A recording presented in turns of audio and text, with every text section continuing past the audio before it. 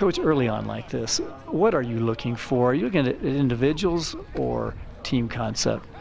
Well, a little bit of both. We're trying to evaluate still some of the younger players to see who's going to be the guys that are going to be the starters, but also making sure we have two deep at every position by the time we get to North Dakota. So that's part of the process.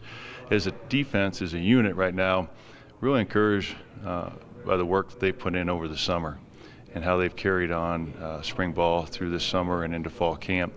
The effort level is as good as it's been, and the culture is starting to come to where we expect it to be. And I want to give some of those guys their credit, the Eddie Yarboroughs and the COCs. I told them this morning how much I've appreciated their leadership by example. And I told them, I'm not seeing you show up as much on the field running to the football because all those other guys are trying to chase you and beat you to the ball. And that's a credit to their leadership. And so for 3 days of practice, I think we're very encouraged and optimistic, and we'll just see how we continue to develop with some of these younger players.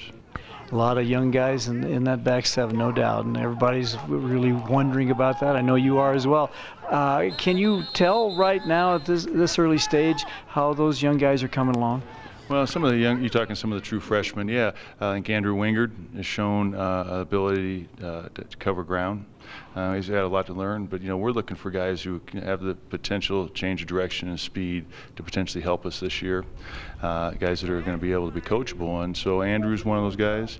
And especially with our safety situation, we have to find Logan Wilson is doing a nice job. Two freshmen, Christian Irving doing a nice job as a potential nickel Sam linebacker for us. And so, and then some of the younger defensive linemen, that's always a little bit more of a work in progress. They take a little bit further or a little bit longer to develop. But Tavita, the young man that transferred in from San Francisco, has really shown some good things. So I think he's going to be able to help us, the junior college transfer.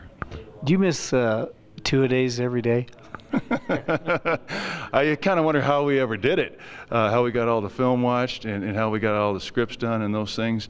But certainly you always love as many practices as you can get. But I think we're using our time wisely. We get a lot of walkthroughs, a lot more meeting time.